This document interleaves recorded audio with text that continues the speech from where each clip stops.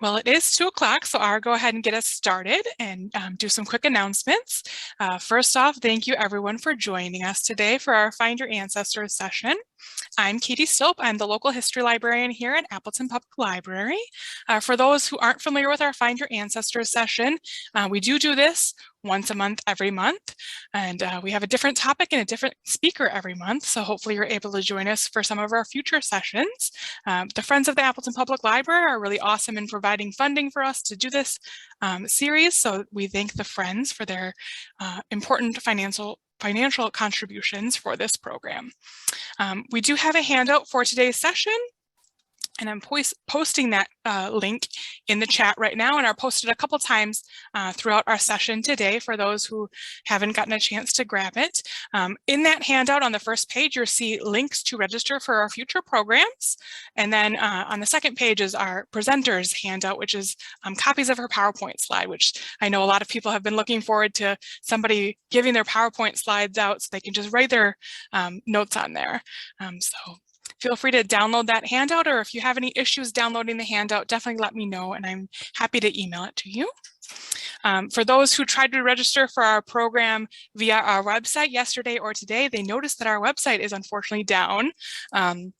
If you do check out the handout, though, it does have links to our Zoom sessions that you are able to use those links and register for those Zoom programs for our Find Your Ancestors series using those links. We are not sure how long it's going to take to fix our library website, unfortunately, but if you need any technical assistance or you're looking for links to our genealogy databases or anything, feel free to call us at the library. The phone number for the library is on that front page of the handout, and you can feel free to call us anytime the library is open. And for those, with the Appleton Library card who are looking for those genealogy databases, you can use infosoup.org, which is our library catalog. And that will direct you to all of our databases. If you're not able to, access that, or if you want to do a quick tutorial on how to do that, I'm happy to stick around after our session today to show you guys how to do that. And for those just joining us, I'm going to post the link to the handout a few times today. So feel free to grab that whenever you're able to, and just be patient. Our next Find Your Ancestors series is going to be February 12th at 2 p.m. Central. We're going to have Lori Bessler from the Wisconsin Historical Society, and she's going to be giving us tips on how to break down your brick walls in genealogy. It's a session you definitely do not want to miss. Lori is so amazing and knowledgeable. I call her the rock star reference librarian because she is the person that I go to when I don't know the answer to anything genealogy, and she has come through every single time. So definitely mark your calendars for that one. We are going to be recording that session, so if you aren't able to attend, definitely still register and I'll send out that link to the recording. But if you are able to join us live, and she might be able to help you solve your brick wall. That'd be awesome. Again, check out the handout and you can register through it there. And we have programs booked up till April at this point for Find Your Ancestors. I know a couple people have asked me, what about May and everything past May? Well, for those who don't know, we are going through a library building process right now, where in the April-May time period, we're going to be moving to a temporary location. So we've kind of pushed pause on, planning anything past April at this point, but I'm like 98% sure that we will have a Find Your Ancestors session in May and beyond. Just hold tight, and as soon as I'm able to announce the speaker, the topic, and the date, I will let you know. You guys will be the first people to know, don't worry. Just a reminder that if you register today for any of our upcoming sessions, you will get a reminder email. We usually send them out a week before, the day before, and then an hour before the program. So feel free to use those links in the handout to register for all the sessions today, and then you'll get those emails. If you've missed any of our past Find Your Ancestors sessions, definitely check out our YouTube channel. I have a link to it in the handout, of course. Not every presentation is able to be recorded, or they're not able to be posted for more than 30 days sometimes. So definitely try to attend live or watch that video as soon as you can. We are recording today's session, and I will have a video up on our YouTube channel probably about Monday. So look for that link and the handout to come Monday, or send an email to everyone who registered. If you have any questions during today's session for me or for the speaker, feel free to reach out in the chat box or use the Q&A box at the bottom of your screen. I also have closed captioning enabled. If you need it, you're able to push that button for closed captioning at the bottom, or if you don't need it, you can feel free to turn it off so that it's not interrupting your screen. Just be aware that that transcript is not 100% since it's live. If you have any library-specific questions, feel free to reach out. I also offer one-on-one sessions for about an hour over Zoom. Even if you don't live in Appleton, you're able to take advantage of it, or help you with your genealogy questions, or show you some genealogy databases. And feel free to reach out to me via email through the link in the handout. After today's session wraps up, there is a survey that will pop up after you close out of Zoom. And I also have a link in the handout for the survey. If you could just take a minute and fill it out, we would greatly appreciate hearing your feedback on what you thought of today's session. And there's also a spot to let me know what future topics you'd like us to tackle. And I'm using those as I'm starting to plan out the rest of 2022. So now's your chance. If you have a certain topic you really want to see, definitely let us know. And be aware that the surveys are 100% anonymous. So if you write any types of questions that you want me to follow up on you with, you definitely want to give me your email address or send me a separate email outside of the survey so that I can follow up with you. Because if you just write it in the survey, I have no way of knowing who asked the question or how to follow up with you. So be aware that those surveys are anonymous. Without further ado, I can finally introduce our speaker today. Today we have Angie Knudsen. She is a passionate genealogist, and she's been a passionate genealogist for 30 years. She's always learning new things and loves sharing what she's learned with others. And she's even presented for us before. Last year, she presented an awesome session on organizing your genealogy research. So check out our YouTube channel for that. And she's also an expert in house history and did a presentation for us back in 2020 that's also on our YouTube channel. So after today's session, you can go check out some YouTube videos and have more of Angie. So without further ado, let me pass it on over to Angie. Welcome, Angie. Hi, hello everybody. I was thinking I miss seeing people in person, but looking at 211 participants, maybe it's better I can't see you all in person. That way I don't get so nervous. So that might be a good thing. Plus I get to hear from so many people from different states. So today we are going to go over, first of all, thank you, Katie, for allowing me to do this. I absolutely love doing this. I love sharing information. Definitely attending next month's seminar because brick walls are something I need some help with. I have about 20 of them, so I could really use some help. Even somebody who's been doing genealogy for 30 years, you still run into brick walls. It's just a constant thing. You know, not everything's digitized, not everything's out there yet. And right now you can't travel, you know, even if you can afford to, you can't just hop on a plane because most places are closed. So, but today we're going to go over genealogy programs. This is something that doesn't require any travel. Might require a little bit of money to get these. But we're going to go over different types of programs. And I know, you know, when you start out, you don't have a genealogy program. You just start researching and you start writing everything down. And you have notebooks and you have pieces of paper here and you have pieces of paper there. And you're thinking, somebody asks you for something and, you know, 20 notebooks later and 100 sheets of pages later, you finally find the information that you wanted to give them. Even if you did watch my last presentation about how to organize it, it's still paper format. It's going to take you a little bit longer. If you have a program online, it's actually online, or if you purchase software, it's actually going to be a little bit easier for you to share with others. So hard copy, like I said, is a necessity. Just to make it a little easier for yourself, a program, you should have those also. I actually have both. I have online and I do have software, and I just think that that's the way to go. I'm going to start my presentation here. If I can get up on top of my hold on. I can't move my little thing here to get on top of my slide presentation. So we might just go with this slide by slide, Katie. Got the little participants, the little thing on top is blocking me from getting up to the top of my screen. So you should be able to move that participants panel over. Okay, let me see if I can do that. Oh, hey, isn't she good, guys? Isn't she good? I try. This is why she's her and I'm me. There you go. All right, so we're going to start from the first slide, which I think you've all seen, genealogy programs. That's just me. Oh my gosh, did I go that quick? Hold on here.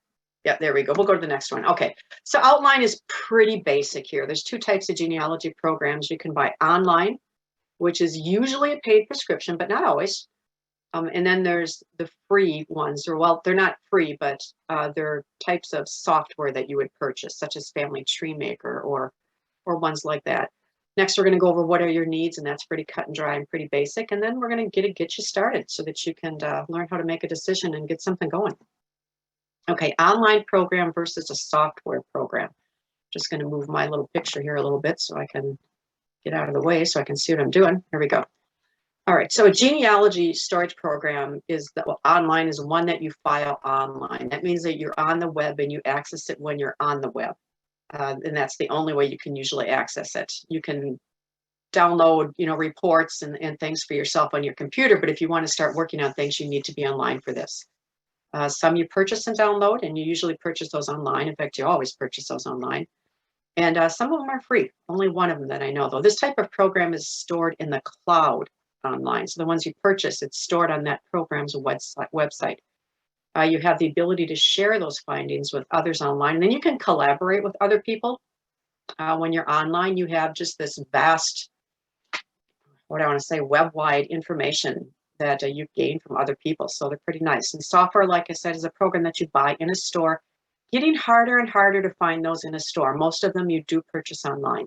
This program stays permanently on your computer or on your hard drive, a separate hard drive you buy, and only you have access to it. Okay, like I said, an online program is a paid subscription you buy, and then you have to renew it every year or every 6 months, or some you can do every month. Some are pay as you go. It's a little bit different. I'll tell you, the monthly plans and the pay as you go are usually a little bit more expensive than just going for it and purchasing it on the yearly. I do mine on a 6-month subscription, and that's not as bad as the monthly one, but still not as cheap as it would be for me to do the yearly subscription. And then a lot of them have different levels of membership, which allow you access to more information. Some of the examples are the Ancestry.com, which is probably the most popular, Heritage Quest, and Find My Past. Those are just some examples. There are many, many out there. There's Legacy. There's, oh my gosh, I can't, off the top of my head, I can't think, but there's got to be at least a dozen, if not more, online programs to purchase. So you certainly have a wide variety to purchase from. You can certainly find something that will meet your needs if you choose to go with an online program. Okay, we're going to go through the pros of an online subscription program, and then we'll go over the cons, and then we'll go over software programs. Okay, like I stated earlier, you're linked to this vast database of information, including other subscribers' family trees. So in other words, my Uncle Joe Smith is probably someone else's Uncle Joe Smith, or their grandpa, or their brother, and maybe they've created a family tree online and they've chosen to make that public. So now all the information they did, I automatically get access to. And it's just, it's pretty much a lifesaver sometimes. Like, sometimes it's, oh my gosh, I didn't even know that person existed. I didn't even know he was related to me. You get all this free information that you don't even have to do research for, which is pretty doggone nice. Yeah, it takes out the thrill of finding stuff on your own, but trust me, there'll be much, much more you're still going to have to dig around for and find on your own. This is just kind of like a nice little side note. You also can gain information from the research, and then you can talk to them. You can message them and ask them questions. Hey, how are you related to me? Or how are you related to this person that I see, that I just got a hint about, that I see is on your family tree? And you talk back and forth, and maybe you can collaborate and do some studying with them together, which I've done, and is pretty nice. And you meet relatives that you didn't know you had, and that's the really cool thing. Okay, you are able to upload their information to your family tree, and that saves you a lot of valuable research time.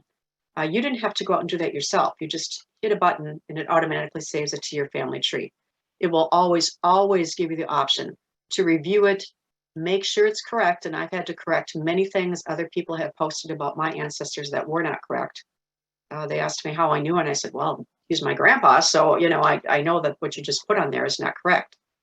So, and then they have a chance to correct something you might have put on that you didn't do correctly. And you can, like I said, you communicate with them, usually through messaging, and if you choose to communicate further with them, then you can set that up on there. And online help is always available from the company. Sometimes it incurs a charge, not usually. If it's just a general question, they're pretty quick about getting back to you. Most companies are. But you have that ability to say, hey, I don't know how to do this on your website, or I can't find this, or this particular thing is not working for me on here. And they'll get back to you in a couple of days or sometimes within 24 hours. So that's kind of a nice thing about online.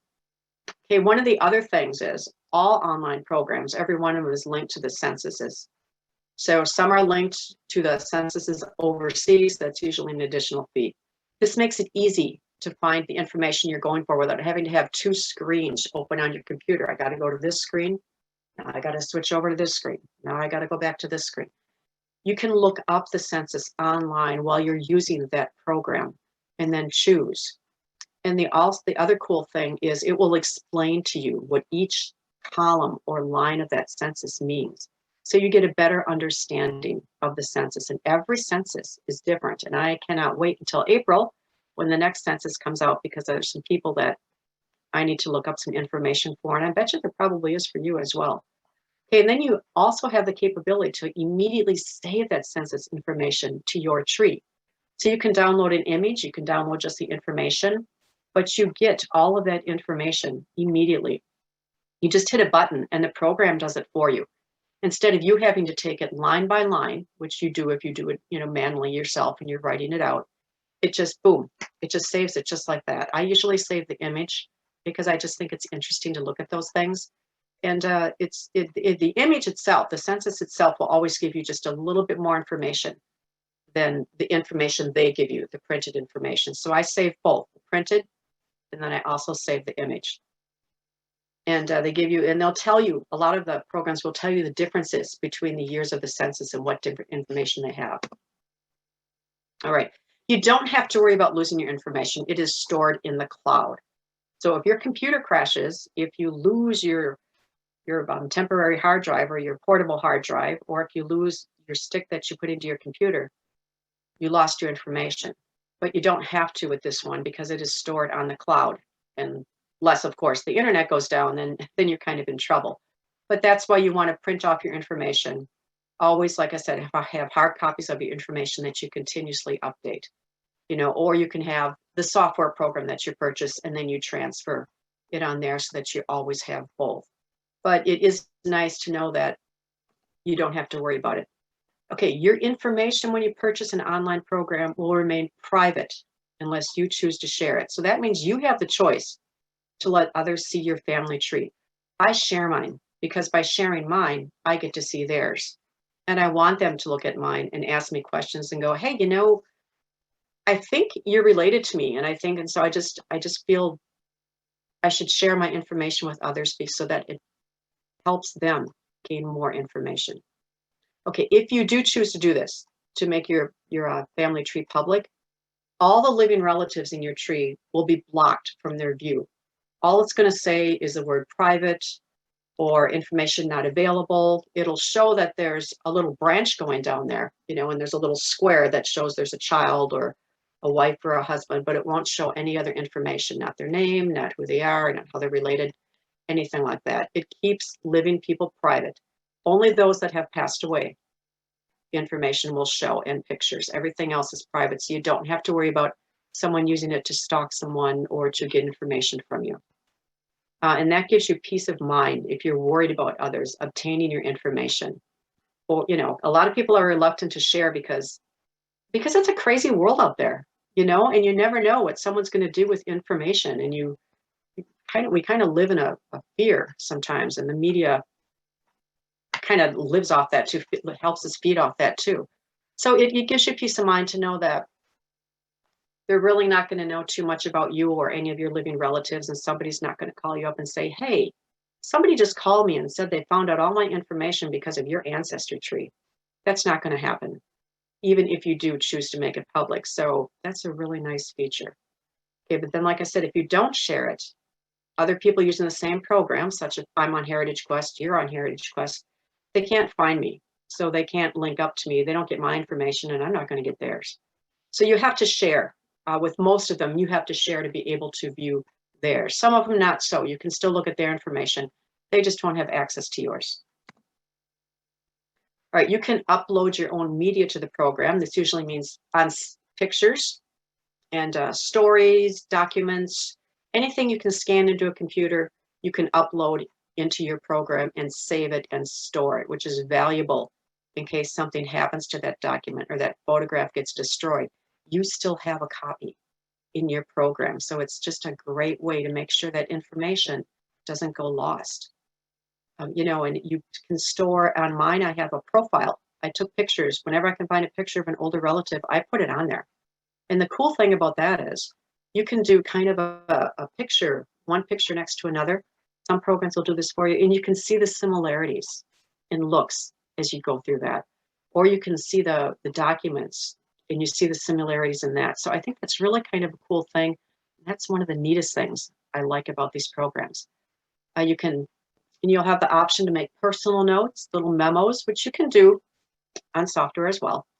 I make personal notes, but when you share these stories, everything you share is usually available to everybody else. So you want to think what you write in there, and that's another thing that you want to decide, do I want to put this in there if somebody else looks at it? Make sure that you always know if you're public, that what you see, others can see.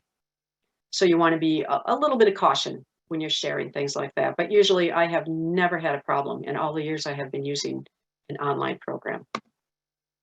All right, and some programs allow you to merge your family tree to a software program, such as Ancestry will allow you to merge with FamilySearch.org. And I think Legacy.com does the same thing. So when you're working on those and then you have that software program on your computer, you can just download, hit a button, and everything will transfer over to your computer. And now you've got that information saved.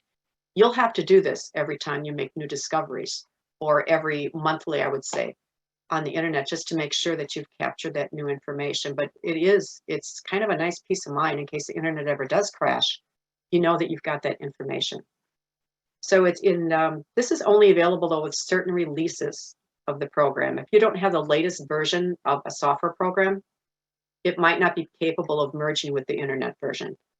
Such as, I'm trying to think, Family Tree Maker 2017 does not have a capability, or didn't, to merge. They might have changed now. You have to update to the 2019 edition. So that's something that you kind of want to be aware of. But so something to think of. If you're going to have both online and then you're going to have the software on your computer, you want to make sure that those two are compatible with each other. That's kind of a little way that'll help you choose what programs.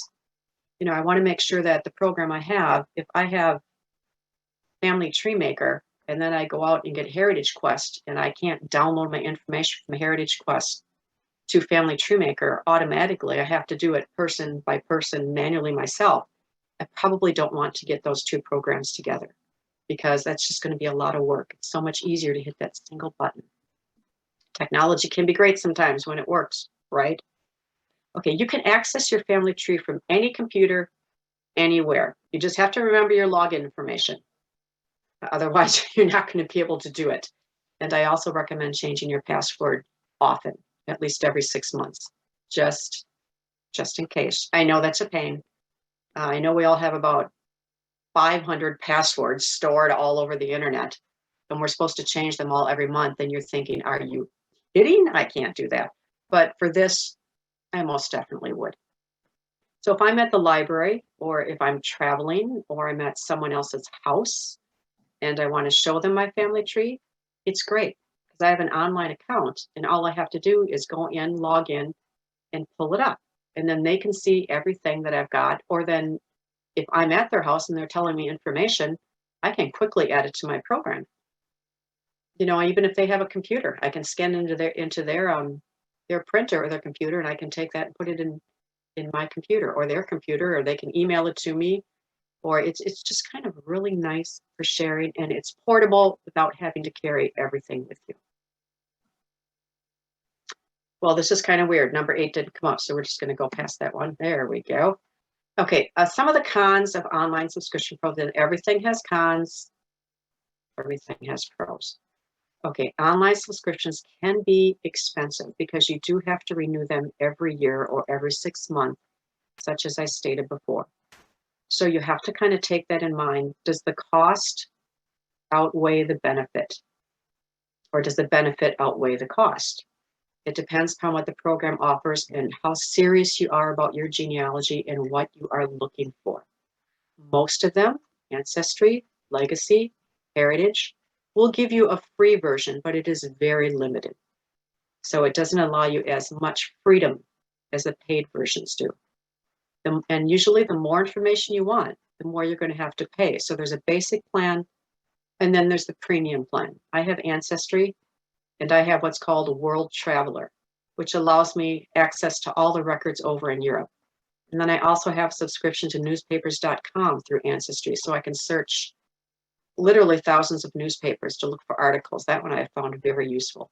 But again, all those cost an extra fee. I usually tell people that's what I want for Christmas or my birthday. So remember that, write that down. Oh, I know what I want for Christmas. I could use, it's the gift that keeps on giving, literally. So that's one of the cons. And it can be a big one. If you're budget strapped or you're budget limited, it can be a big one. You can go to the library. I know Appleton Public Library allows you an Ancestry. You can go and search Ancestry there. It is a different edition. It's more limited than the one that you would purchase for your home, but they do have it free there. So you can look at your local library. Really good chance that they do have an Ancestry program that you can do some research on there. All right, a lot of that information, and there is a lot of information, all the things I just mentioned, can be really overwhelming. And you just kind of, oh my gosh, where do I start? What do I write down? What is most important? What do I not need? How do I know if this is accurate? How do I? All these things. So if you're a beginning genealogist, you might want to, like I say, get your feet wet a little bit before you jump into something like this and have all this information that you bombarded. If you're paying for the subscription, you want to make sure that you're going to have the time, to be able to use it and get everything out of your subscription. If you're going to purchase it and then not use it for 3 months, well, there's 3 months that you've kind of just wasted paying for. So you want to make sure that you're at the point in your research that you do need something like this. You've done all the basics, you've interviewed all your relatives, you've done all that. And now you're ready to go a little bit farther and you want to start looking for people that you don't know about. That's when I would purchase an online program.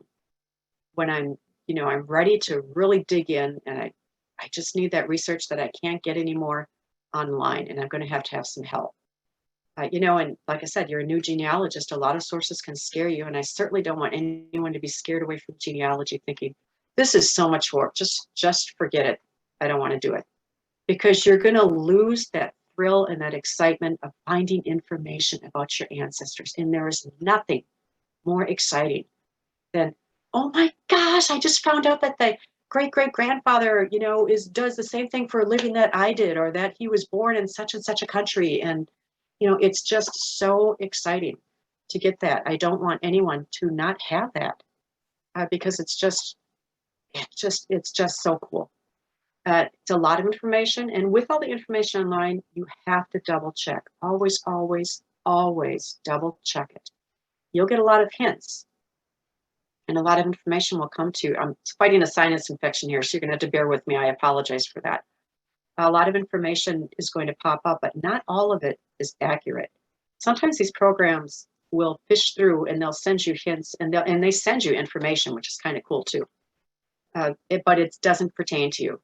It's not, well, gee, I have Aunt Flabby who lives in California. I never had any relatives in California, and I never had somebody named Aunt Flabby. You have to really, really look, check with a couple other people and go through the lineage of theirs to make sure that this information is accurate. One of the dangers of getting these hints is just automatically, oh, save, save, save, save. And you get so excited because your family tree is growing by leaps and bounds, but it might not be right. You have inaccurate information. So with all that information, you have to take a couple seconds to double check and make sure that those sources apply to your family history and not someone else's, because there's a lot of like names out there. And no program is perfect. They're shooting you a hint or information.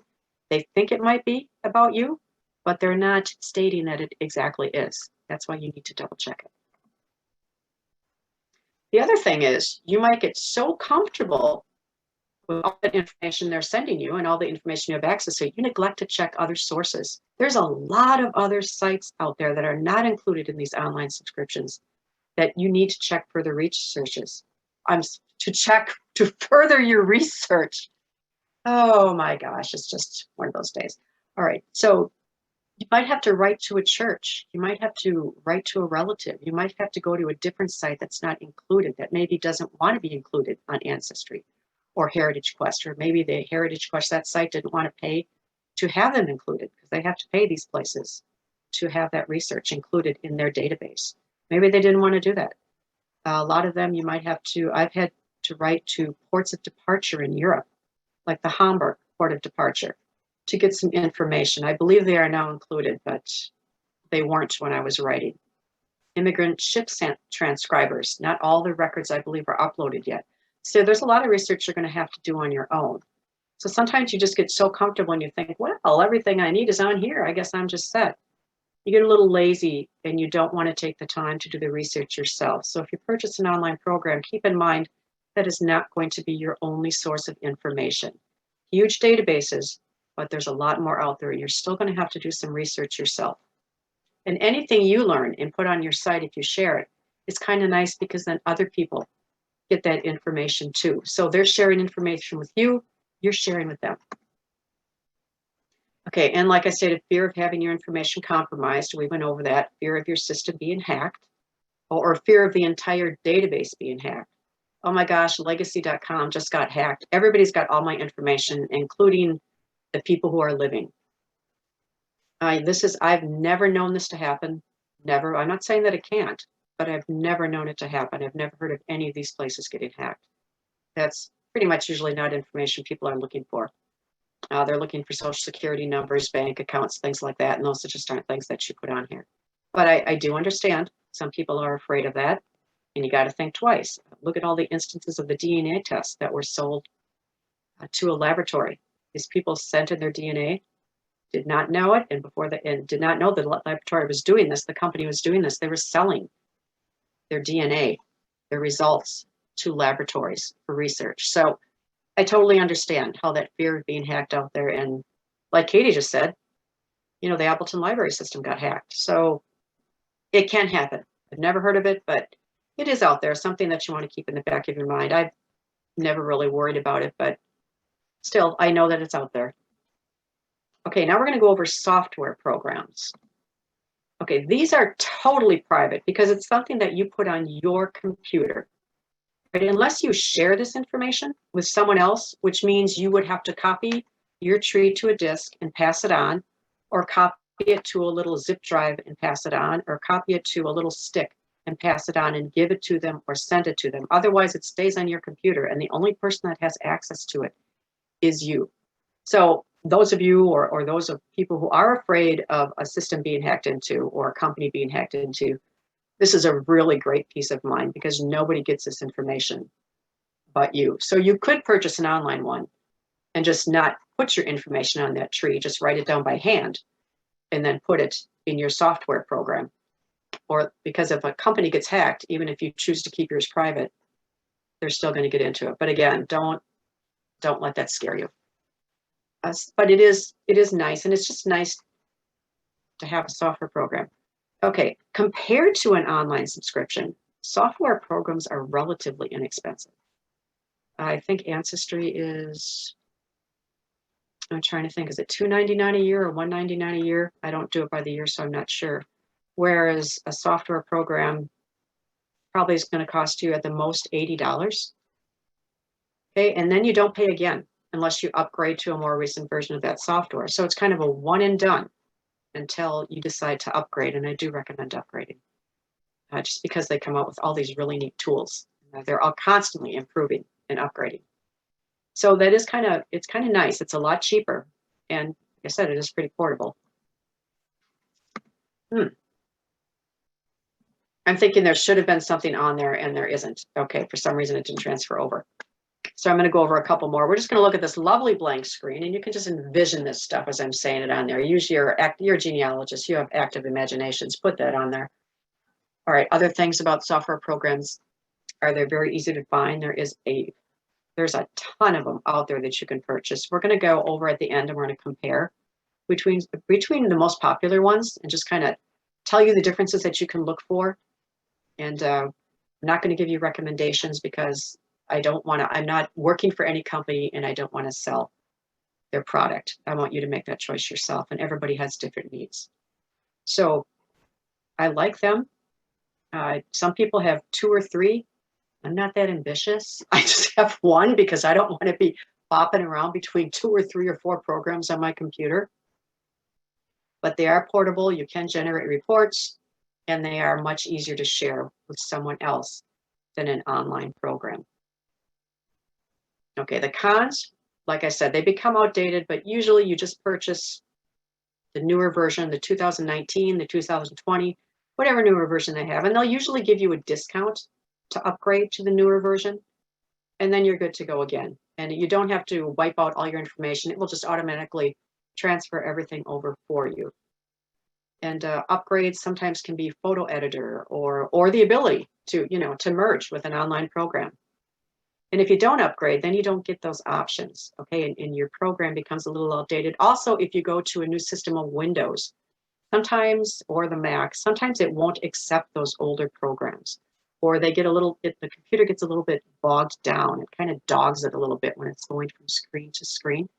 So it's kind of hard to keep up. So it's just a good idea to always keep upgrading and keep in line and keep in step. And the upgrades are usually about $30 or $40. So not too bad, and again, that's a one-time fee. You don't keep paying it. You do it once and it's done. Okay, some software programs, such as Family Tree Maker, not a Family Tree Maker. There's so many out there, I'm getting confused, but they don't allow you to add photos or media. And that can be a big thing. I like to store my photos online, especially if the software program I've purchased and it's just on my computer. I want to store those photos. Some don't allow you that capability. What happens is when you're using your computer, the photos will load on there because you've got them stored on your computer, and it will recognize that and it will attach the photo to it. But if you put that on a disk and you want to give it to someone or take it somewhere for a presentation and you're not using your computer, the photos won't pop up unless they're stored on that person's computer. Roots Magic is the one I'm thinking of, and I have Roots Magic. It does not give me the capability to add photos. I believe their newer version does. I know the version I have does not. I've recently updated to Family Tree Maker. So if you want to preserve your older photos and media and documents and things, that might be something that you want to look for in a software program, and make sure that when you're looking over those software programs, that is something that it allows you to do. You've got to read the fine print. Okay, you also, if you just have a software program, you're going to need to do more research yourself. They're not going to give you the hints that you get from the online programs because you're not hooked up to the internet usually. And you kind of have to flip-flop back and forth between 2 screens, but that's not that bad. We've all done that before with other things. And the upside to this, though, is you learn more this way. You learn about places. You learn how to do research.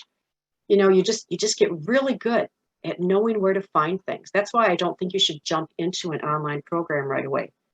If you want a program, buy some software and just kind of play around with that for 6, 7 months, maybe even a year, and then get the online. Because by that time, you've learned where you need to go, what you need to do. You just can't beat that learning curve. You really can't. It just forces you to get out there and to look and to be good at what you do. And then you're more apt to use the resources that comes with an online program because you know exactly what you need. So that's what I did. I had an online program for a year, and then I upgraded to Ancestry, just because price-wise, I had to wait till my husband gave it to me for a present. So that's my continuing Christmas and birthday present every year. So that's all I want. That's all I need. Works out great. But I was not overwhelmed when I got my online program because I knew about all the information that could be out there. I had done my research. I had to, because that's the only way I could get it. Okay, so those are the 2 things between online, the 2 differences, or not the differences, just the 2 types that you can get. Like I said, you can copy everything down manually. Just encourage you to get either software, if nothing else. Okay, you have to think, what am I looking for? What do I want to do? Again, do I want to store photos? Is that something that's important to me? Do I want to upload documents? Do I want to upload old family stories? Do I want to do things like that? Do I want to print off reports? And every program will have different reports you can print off online as well as software. Different types of programs too. Some of them give you the great fan charts. Some of them give you the classic family tree. Some of them let you print off every single thing you put in there about your relative. And boy, you better go out and buy a lot of paper if you're going to do that. I'd say a couple cases for sure. Some of them allow you, do you want to collaborate with other people? Are you interested in that? Are you interested in getting together with relatives you didn't know you had? Or are you interested in being able to ask someone else questions and glean some information off them? Do you want that instant information? You've been doing this for a year now, and now you just want someone to tell you where the hints are? And the minute they find out a hint, and it might only be once a year, usually it pops up on those online programs. Are you interested in privacy? Again, is that something that you're very concerned about? Maybe you have been hacked into. Maybe you've known somebody who's had trouble and you really want that privacy. And I understand that totally. So think of other things besides this that's important to you when you're doing your research. Do I want it portable? Do I want to be able to hand out discs to all my friends and my family? Or do I want to be able to access the internet like we talked about anywhere I go? Do I want to just find a computer and boom, even if I'm in Europe that'd be great. Someplace like that I can just immediately get into my family. All right, so let's compare the top online programs first. Ancestry is the one that everyone thinks of right away. I'm going to watch my time here. Ooh, okay, it's $24.99 per month, $99 for 6 months. That's the one I do. So I'm pretty sure it's $199 for a year. Upgrades would be the World Traveler, newspapers.com, and more. They have quite a few. They do have the largest database. They have been around the longest. I think so. They do have tutorials to help you get things. Most of these have tutorials. They do have a free trial membership. So if you're not sure if you want to get it, you can try it for a week or a couple weeks. And if you don't like it, then don't do it. That's what I did. They do have the online community. There is professional genealogy help available for a fee. And I'm going to be honest, it's kind of pricey. So, and they do have a mobile app. So I have it on my phone. I love, love, love that. A lot of the programs have that now. It's just kind of cool that I can just be on a phone and pull it up. Oh yeah, great grandpa was born, bing, bing, bing, bing, bing. And then I have it. So it's just kind of cool. People think I'm so smart because I don't tell them I knew it on the phone. I just kind of go like this. And then, oh yeah, I remember that. He was born on March 17th, 1921. Not really. All right. MyHeritage, I think that is. Hold on, I got to move my little thing up here so I can see what I'm looking at. Whoops, no, it doesn't want me to do that. All right, there we go. Yeah, it is MyHeritage. Okay. It does give you the free basic tree. Ancestry does as well. Okay, whoops, we're going to go back here. Okay, it syncs with Family Tree. It syncs with Family Tree Builder, which is a software program. Like Ancestry, it'll give you hints about your ancestors. It also allows you uploads of your media, like Ancestry. Printable reports, they all do, but they vary what type of reports. Some of their results might date back to the pre-1000s, which is pretty cool. If you've gone back pretty far and you're thinking maybe you've got a caveman running around somewhere, this is a pretty cool program. It comes in 42 languages. It also has a mobile app. They have great customer service, and they have a new face recognition tool, which is kind of cool. I like that. So it will scan other people's family trees for that face. And I think that's kind of cool. I don't have MyHeritage. I almost want to get it for a year just to use that tool because it sounds like so much fun. But if they have it, I have a feeling the other programs will be coming out with it too. Okay, it's not letting me advance here. Hold on. Okay. So FamilySearch.org, this is a totally free program. You don't pay for a subscription to this. It's just on there and you do it. It does allow media uploads. I don't have pictures on there, but I believe you can put them up there. It syncs with Ancestral Quest 16, you gotta be careful, Legacy, Family Tree 9, and Roots Magic 8. So it syncs with a lot of other programs, and that's probably because it is free. It offers hints about your ancestors. Probably not as many because it doesn't have as many databases. It's a little more limited than the other ones because it is free. It's very user-friendly. Is it extremely easy to use? In fact, I would recommend you do this first before you purchase an online program. Use this online program first. Get familiar with the way it works, and then you're not going to waste a whole lot of time once you've paid for that subscription because you know what you're doing. Okay, so I would purchase this one first.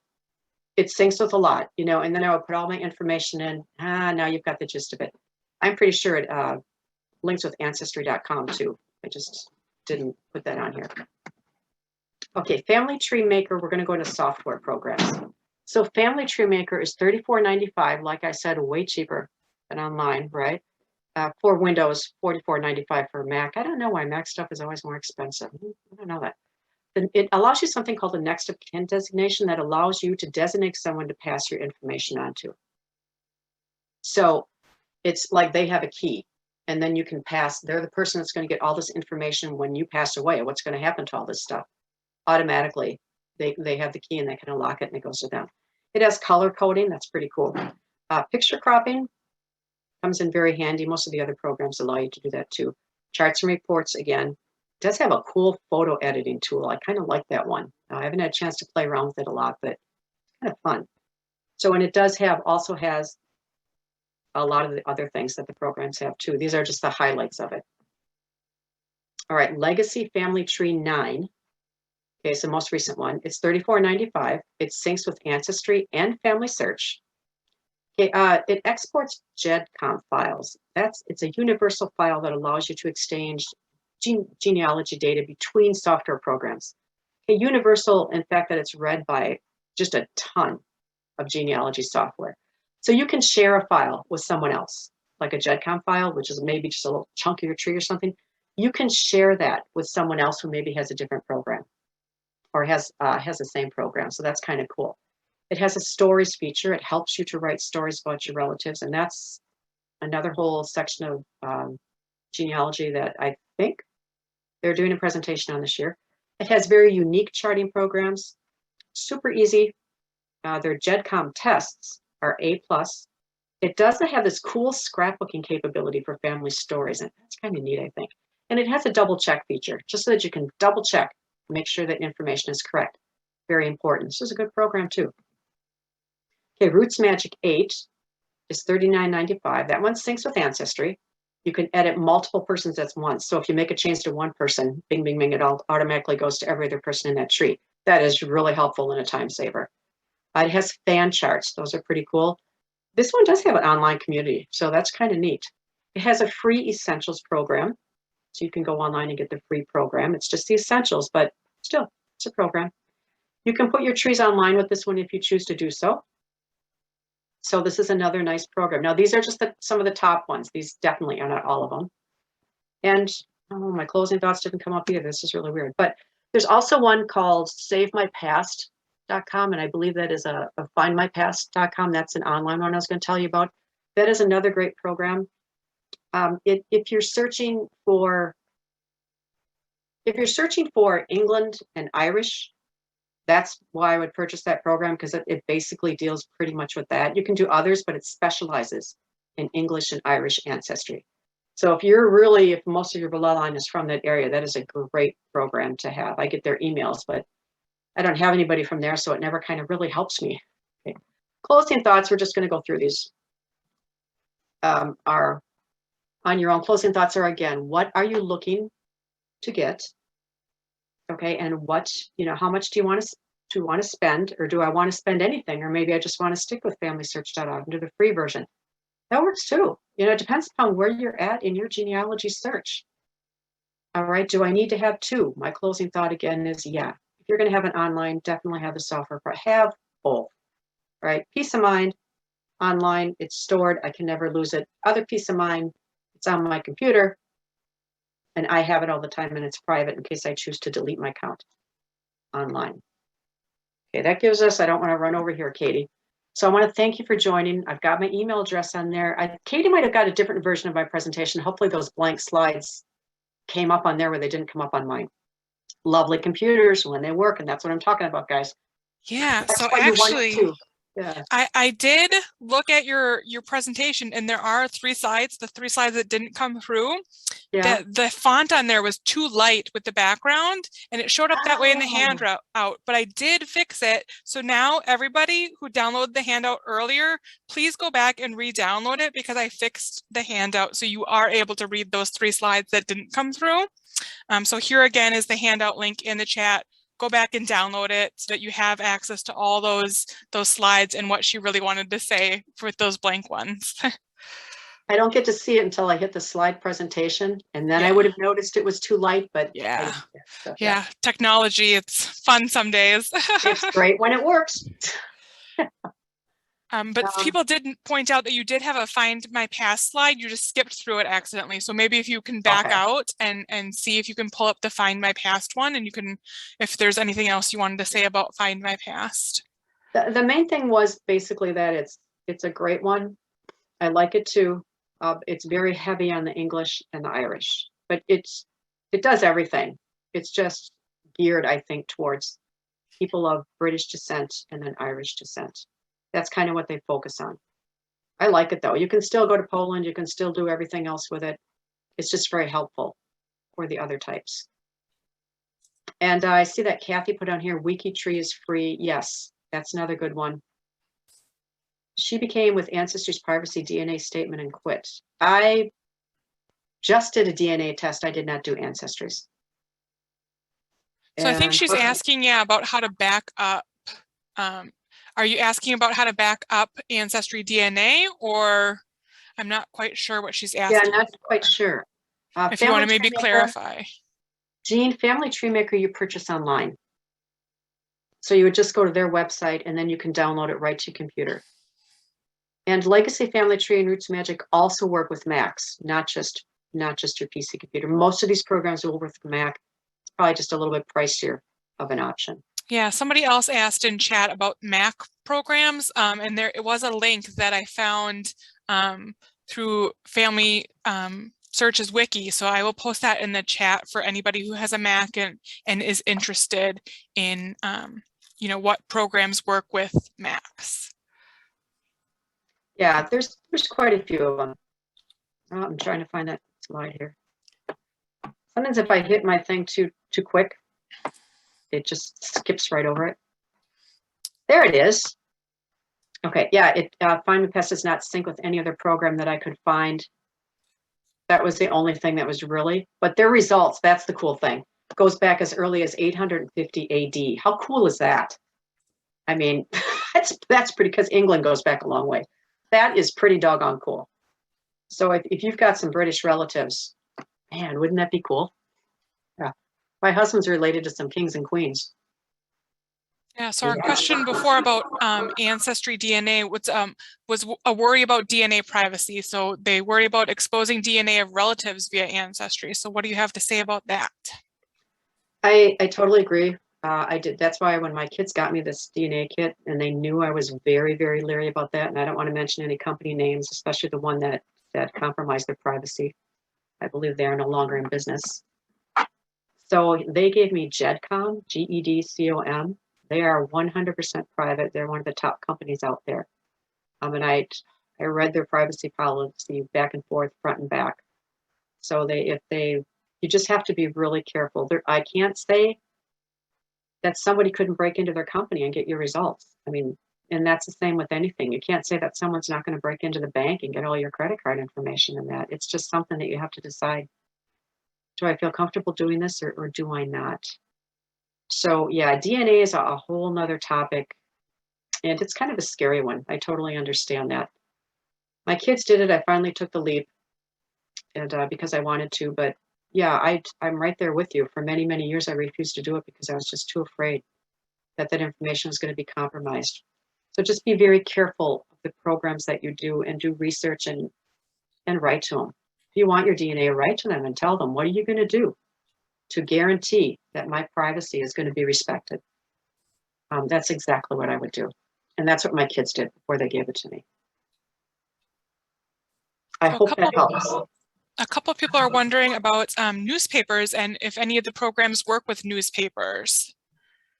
Newspapers.com, you mean? I think some people are wondering about newspapers.com, or, there are other newspaper databases if, those work well with any software or anything. The only one I know that for sure has newspapers is Ancestry. Heritage Quest would be the other one, and Legacy, the other two that I think would as well too, but it probably is going to be a separate subscription. You have to upgrade to that subscription to get access to those newspapers. You can purchase a program such as that doesn't have it, and then you can purchase a separate subscription to newspapers.com. So it would be two separate subscriptions, and I did that for a while too. It really comes out to be about the same cost. And sometimes if you get emails from newspapers.com, they'll have a free week in there, like around Veterans Day and that. They'll allow you access to their databases for maybe a week for free. Man, jump on that and just do all the research that you've been saving up for a year. That's what I did.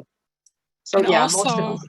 check your local library, because like Yes. Appleton, we have a newspapers.com World Edition through the library. It doesn't have everything that newspapers.com has, because of course they want people to subscribe, but we do have thousands and thousands of newspapers available through newspapers.com. So, And I've used Appleton libraries and it is great. And a lot of libraries do that. So I would check your local library. yeah, somebody's wondering if it's cheaper to go through Ancestry and purchase a newspapers.com membership or do it separate. Comes out to be pretty much the same. Yeah, and Either way. sometimes newspaper.com does offer like a 20% off, which they don't do that if you are doing it in conjunction with your Ancestry membership. So it just kind of depends on when you're going to upgrade your Ancestry and if newspapers.com is having a better deal or not. So You know what I did is I purchased newspapers.com separate, and then it automatically linked up with my Ancestry. So I got it for a deal. Like you're saying, Katie, the 20% off. And then I was just automatically able to access it through Ancestry. So yeah, that's a good way to do it. Wait for their sales. Sometimes they give up like 25. Around Christmas, I think they were giving 40% off. So yeah, and Memorial Day is another good day to look for sales, and Veterans Day. Those yeah, are great or days to look for sales. usually like they have the big one through, what's it called? I can't remember. Roots Tech. Oh, Roots.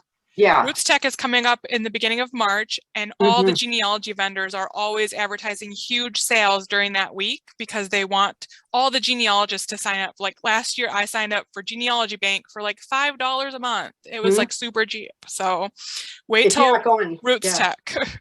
You're not going to Roots Tech. You got to sign, and it's free. It's online and it's free. It's a little overwhelming because there's just so many awesome topics on there. I think I lost myself for about 12 hours on that site one day, just going through workshop after workshop. But yeah, that's a good point, Katie. Very good point. And it's great that they leave those presentations for Roots Tech up for like the whole year. So don't feel like you have to binge watch, 3 days worth of videos that weekend. You can pace yourself a little bit to have videos throughout the year. Yeah, it used to be something you had to travel to. So I'm pretty sure they're going to do it online from now on. But It'd it's be coming up nice. beginning of March, isn't it? Yeah, I believe it's that first weekend in March, the third, fourth, and fifth, I think. Yeah. I am signed up. It's free. Just go to Roots Tech. Is it rootstech.com or .org?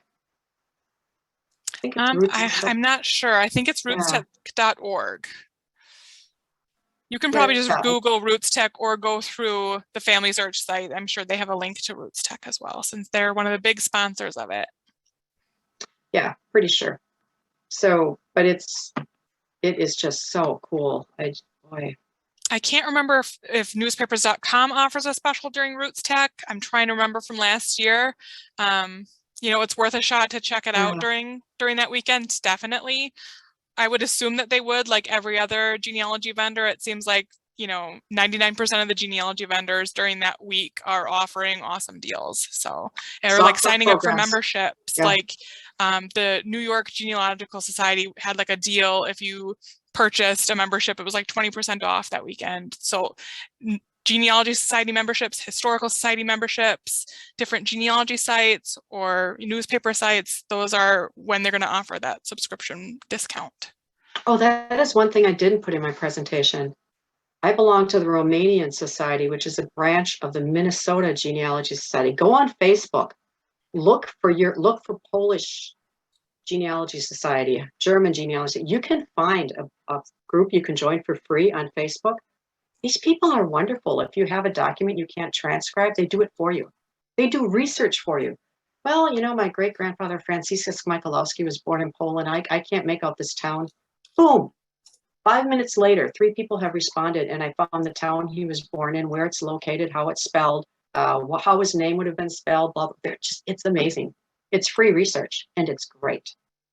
And they're more than happy to help you. So check your Facebook pages. That's a great place that you can go to instead of a paid subscription. If you know what you're looking for, they're more than willing to help. And there's a ton of them out there. Okay, maybe not a ton, but there's quite a few out there. And rootstech.org is the site for RootsTech. I put that in the chat for everybody. And I will send a copy of the chat when I send out the link with the recording of the video and the handout. So I know a couple of people have asked about saving the chat, so I will definitely send that out when I send out the recording. I haven't had a chance to read it yet, so yeah. There's lots of great stuff. We've got a couple questions still. Good. So what about using a combination of both online and software programs? What's your suggestion for that? I do. I have two that merge. I haven't merged mine yet, but I do have the online. I have Ancestry, and then I have Family Tree Maker. All this stuff is swimming around in my head. But I do. My suggestion is to have both of them. If you have one that merges, you key in your account to your software program, you key in your password and your username, and it will automatically merge the program for you. If you have a software program that does not merge with the online program you have, you will have to transfer the information manually yourself, person by person. But still, my suggestion is to definitely have both. Start out with the software program, then go to FamilySearch.org and do their free program, just so you understand how that online program works, how you enter information in. And then if you want, upgrade to a subscription program that's going to give you a little bit wider variety of access. But you definitely, I can't recommend having both enough, really, because it's very helpful. And if you're a serious genealogist, you want to do that.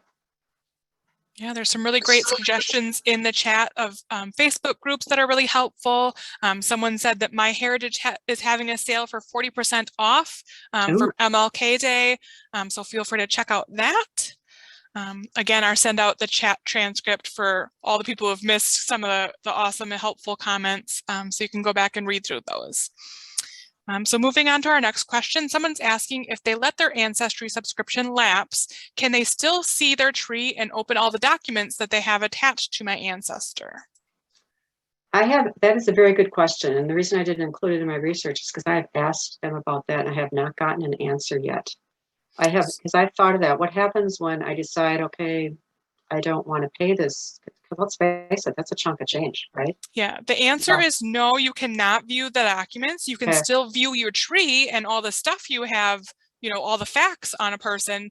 But if you want to pull up that census image, you cannot. So what you do when you have your Ancestry membership is you download that census document to your computer. And then after your subscription lapses, you can pull up that census record again. Yeah, and that's why you have to pay merge. Ancestry again. Yeah. That's why you want to sync it with another program, because all that information will automatically be transferred into your software program.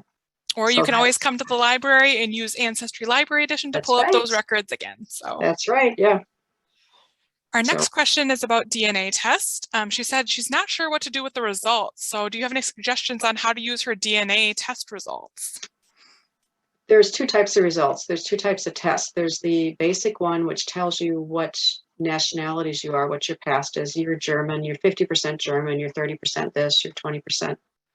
And then there's the other one that tells you where your ancestors might live or might have lived. What you do with that information is then you start looking specifically in those countries for that family name, and you start searching it. Some of them, I believe, even give you the exact county, or they don't call them, they call them voivodeships. I'm not saying that right, but they call them something different over in Europe. Every country calls it something different. That area, so that you know to go to that area, key in that name, or when you're doing research, you key in Joe Schultz from Bacovas, Romania, you know, because or just from Timis country, Romania, because you're pretty sure that's where they have said some of your relatives have learned. And then you can get information from there. They're not going to come right out and give you the exact name. Wouldn't that be great? But they don't. So it just kind of gives you of where your ancestors have lived, or where that name, that DNA has been found over time. And the only reason they know that information is because somebody else from that area has submitted DNA. So that's not the catch-all list. It's not the extensive list. They could have lived someplace else.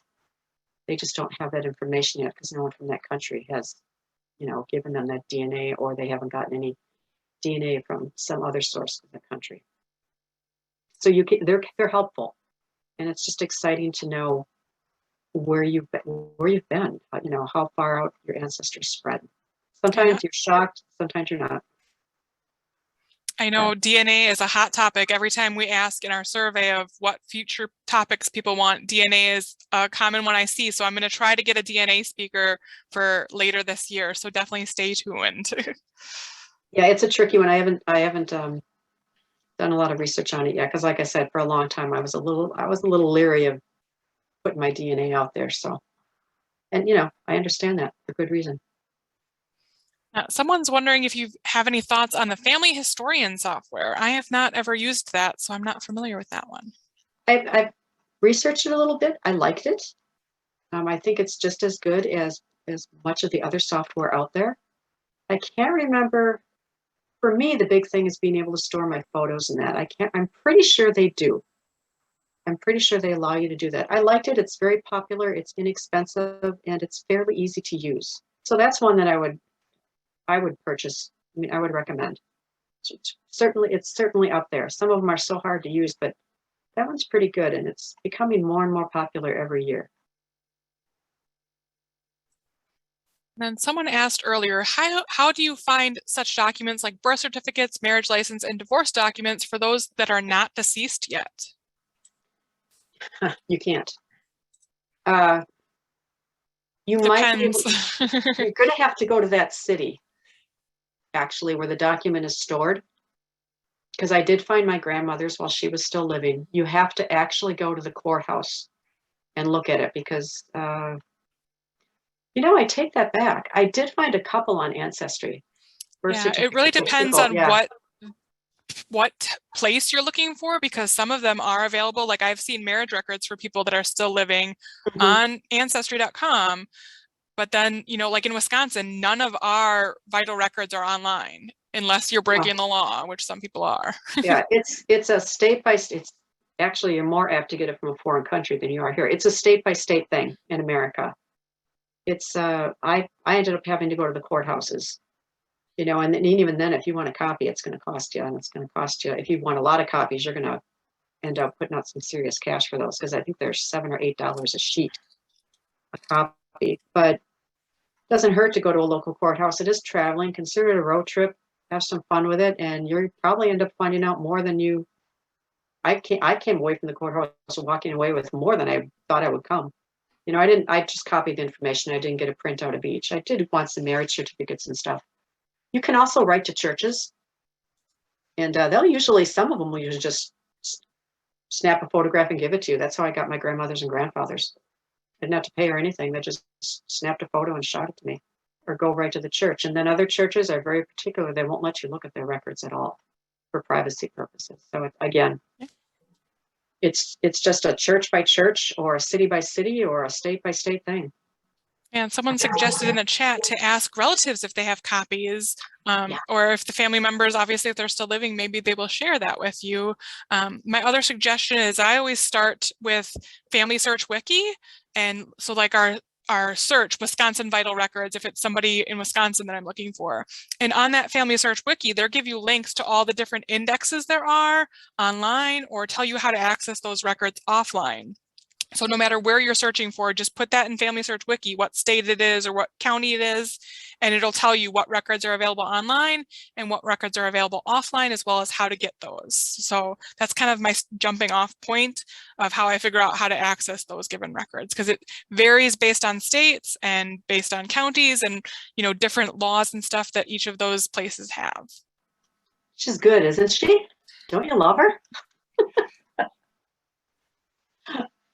I think those were all of our questions. Lots of helpful stuff in the chat again, and I will be sure to send that out when I send out the recording of this video on Monday. So again, I hope everybody enjoyed today and join us next month, February 12th. We'll have Lori Bessler from the Wisconsin Historical Society. And like I said at the beginning, if you missed that, she is one you do not want to miss. Like, she's awesome. So yeah, and what a great topic, brick walls. Oh my gosh, what an absolutely great topic. So yeah. I hope to walk away with a lot from that one. Yes, me too. Yeah. Well, I hope everybody stays warm, stays dry. We're getting snow. I'm so jealous. Well, yeah. And Katie, thank you again for putting on these programs. I know we all certainly appreciate them so much. I've Yeah. gotten a lot of information out of them. Well, thank you. And thank you everyone for joining us. We've, continued to be popular, and I absolutely love every month spending time with a different speaker and with all of you, with all of your awesome questions and resources that you're sharing with other people. It's been great. And I'm so glad that we continue to do this and continue to grow and expand. And it's my favorite part of the month is Find Your Ancestors Day. Yep. Okay, well, thank you. And All thank right. Thank you you, to everybody and everyone. your great suggestions. Bye-bye. Bye-bye.